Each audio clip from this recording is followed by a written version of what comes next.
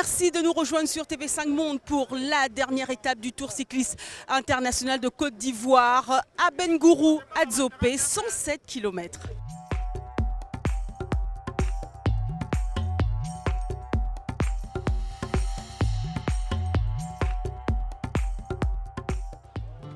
Ultime étape du Tour et dernières occasions pour de nombreuses équipes africaines de s'illustrer, comme celle de la République du Congo, dont Ghislain Mboma, le meilleur Congolais, est pour l'instant 37e à plus de 19 minutes du leader au général. Et puis, il y a aussi l'équipe du Cameroun qui a commencé à se réveiller hier. Sereins, les Lions indomptables vont peut-être sortir les griffes aujourd'hui. Quoi qu'il en soit, c'est plutôt la bonne humeur au départ ce matin. Comme on vous l'avait dit, de nombreuses équipes africaines voudront s'illustrer durant cette dernière étape. Alors, les premières attaques démarrent dès les premiers mètres. Même pour le dernier de l'étape d'hier, Janvier Rugamba, le Rwandais, 57e au général, à plus de 48 minutes du leader, n'a vraiment plus rien à perdre. Alors, il attaque et emmène dans sa roue un Camerounais. Une échappée qui est vite neutralisée par le peloton qui fait la jonction. Jusqu'à cette nouvelle attaque d'un autre Rwandais suivi par un Camerounais et un Burkinabé. Les trois échappés s'entendent bien et se relaient. Mais 2 des 4 échappés sont repris, 2 autres tentent de résister tant bien que mal. Mais c'était sans compter avec le Marocain Hicham Benouza, 8e au général, qui réussit à faire la jonction. Le peloton est de nouveau groupé. Et voilà que Janvier Rugamba attaque de nouveau. Le jeune Rwandais qui nous a habitués à des attaques aussi brusques que surprenantes fait son show durant cette dernière étape. Pendant quelques kilomètres, il sera seul. Mais le peloton reprend assez vite ses droits. Il est de nouveau groupé malgré quelques tentatives d'attaque.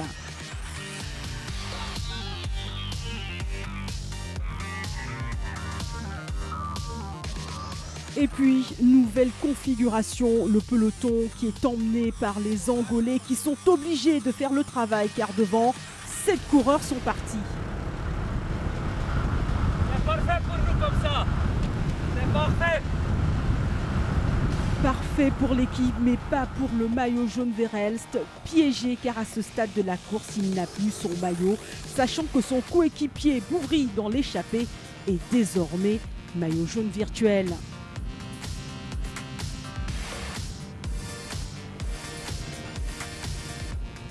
Dans l'échappée de 7 coureurs, l'on retrouve donc 2 Belges, 2 Marocains, un Burkinabé, un Angolais et un Rwandais qui creusent de plus en plus l'écart avec le peloton.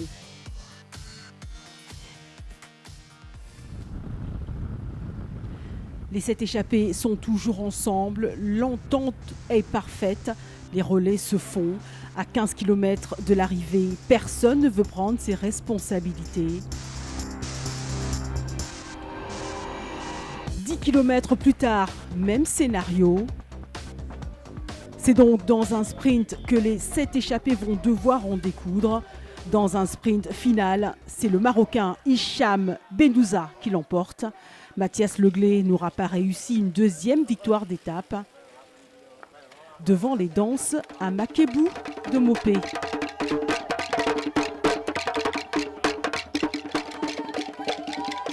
Belle victoire d'étape donc du Maroc qui l'attendait depuis le démarrage du Tour.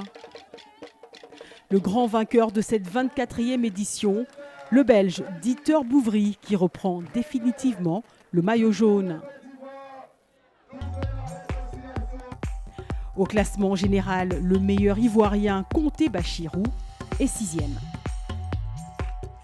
Dernière étape avec cet ultime rebondissement, donc le changement de maillot jaune. Bravo à Dieter Bouvry. L'on se quitte avec les meilleures images de ce Tour 2017.